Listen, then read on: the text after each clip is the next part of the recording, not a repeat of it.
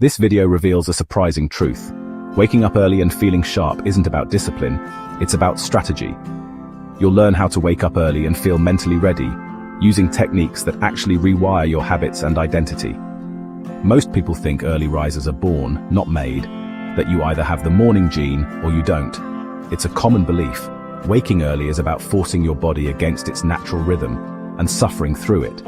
However, the real reason you're not waking early isn't laziness. It's a mismatch between your identity, dopamine cycle, and environmental triggers. By redesigning your identity, using reward-based anchors, syncing your sleep with natural cycles, and starting each day with small wins, you'll learn to wake up not just early, but smart. Ready to transform your mornings into the most productive hours of your life? Emma lived in a sleek, high-rise apartment in downtown San Francisco, the heart of hustle culture and 12-hour workdays. At 30, she had a six-figure job at a tech company, but her life felt disorganized. Her mornings were a blur, snoozed alarms, skipped breakfasts, and inbox anxiety before her first sip of coffee. The world praised early risers. Successful people wake at 5 a.m., they said. But Emma just couldn't. She envied them, CEOs, athletes, and authors, but convinced herself she wasn't wired that way. One night, while doom scrolling on Reddit, she stumbled upon a post that changed her thinking.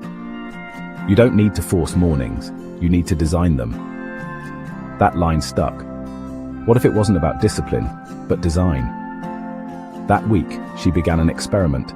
No dramatic changes, just tiny, smart shifts. She rewrote her identity, added a 3-step wake-up routine, timed her sleep cycles, rewarded herself in the morning. What happened next surprised her. Emma stared blankly at her ceiling. 3:08 a.m. Another night lost to endless scrolling and internal arguments. She had promised herself, again, that she'd sleep by 10 p.m. and wake by 5 a.m. to get ahead in life. Instead, she lay wide-eyed, restless in her sleek Seattle condo, surrounded by unread self-help books and untouched productivity journals. She hated mornings, not just because she was tired, but because every morning was a mirror, reflecting how far she was from the version of herself she claimed to be. In her mind, she envied people like her friend Allison, who somehow made 5 a.m. runs and smoothie bowls look like a lifestyle, not a punishment. Emma tried the same. Multiple alarms, motivational audio, cold showers, none of it stuck. She always snapped back to the girl who snoozed until 8:30 and rushed to her Zoom meetings with bed hair and shame. Then one night, something different happened. While watching a motivational video, she scrolled through the comments, and a single sentence grabbed her. You don't wake up early by changing your alarm clock. You do it by changing your identity. That line cut through the noise like a whisper in a storm. It lingered in her mind. Later that night, instead of setting her usual 5 a.m. alarm, she opened her journal and wrote, I am the kind of person who wakes up early because I create before the world interrupts. No alarm, no pressure. She just wrote, repeated it aloud, closed the journal, slept. To her surprise, she stirred naturally at 6:42 a.m. No alarm, no inner war, just calm. The next few days she leaned into it. She repeated her new identity daily, left sticky notes with affirmations on her mirror and reminded herself, I'm not trying to become her, I am her. Every choice is a vote. By day 5 though, her energy dipped. She began waking up early, but staying awake felt forced. Her body was awake, but her brain still craved the comfort of dopamine. Scrolling, sugar, something exciting. The identity shift helped her start, but now she needed something pleasurable to sustain it. And that's when the second idea hit her. What if early mornings could feel good? She scribbled into her journal before bed. Tomorrow morning I'll give my brain something to look forward to. Her eyes landed on a tiny piece of chocolate by her desk, a reward, a cue. She smiled. Maybe, just maybe, she could train her brain to love the mornings. The next morning, Emma stirred just before her alarm. No jarring buzz, no motivational shouting through her speaker, just the warm touch of early light stretching across her curtains. She blinked, sat up slowly, and smiled.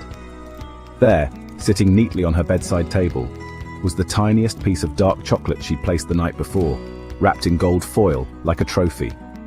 She peeled it open and let it melt on her tongue. It was ridiculous. It was also perfect. Her brain, usually sluggish in the early hours, perked up. Something about the tiny reward told her, Hey, this isn't punishment, this is pleasure. Emma didn't jump into deep work. Instead, she simply sat up in bed and took a breath. Then she pressed play on her favorite mellow morning playlist. Another reward. Nothing wild. Just a soft piano instrumental paired with the city waking outside her window. And like that, her morning began. For the first time in weeks, she didn't feel like she was wrestling with her willpower. She felt welcomed into her day. Over the next few mornings, Emma made the ritual official, a small, pleasurable cue, like chocolate, her favorite tea, or sunlight. A feel-good action, stretching to music, lighting a citrus-scented candle. Then one small task, making her bed. She was beginning to understand how her brain worked. Emma had always thought self-discipline meant grinding through discomfort. But now she saw it differently. If her brain ran on dopamine, why not feed it wisely?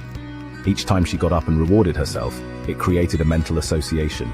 Wake early equals good feeling. It didn't feel like a chore anymore, it felt like a win. She called it her early dopamine stack. Cue, something she liked. Reward, music, scent, or movement.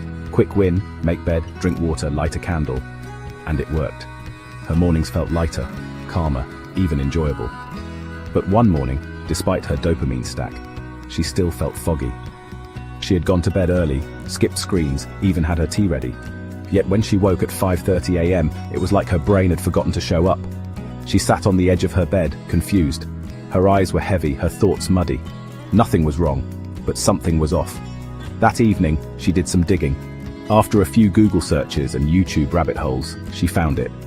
You might be waking up in the wrong part of your sleep cycle. The article explained how the brain moves in 90-minute sleep cycles, and waking up mid-cycle, especially during REM, can leave you groggy, no matter how early you sleep. Emma blinked at the screen. So maybe it wasn't just when I go to bed, but when I wake up too. The identity shift had worked, the dopamine helped. But now, if she really wanted to feel sharp in the morning, not just awake, she needed to understand the science behind her sleep. She grabbed a notepad, drew a timeline, and wrote at the top, "Sleep cycles, the smart way to wake." Emma's journal had become a logbook of experiments. Identity rewiring check, dopamine reward system solid.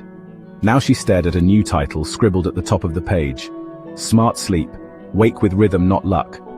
After reading about the brain's 90-minute sleep cycles, Emma realized her grogginess wasn't a motivation problem, it was a timing problem. Waking up mid-REM felt like being pulled from underwater, no matter how early she went to bed. So she tried a new trick, counting backward from her ideal wake-up time in 90-minute blocks. If she wanted to rise at 5:30 a.m., she needed to be asleep by 10 p.m., not just in bed, asleep. That meant winding down around 9:15 p.m. She used an app to track her sleep stages.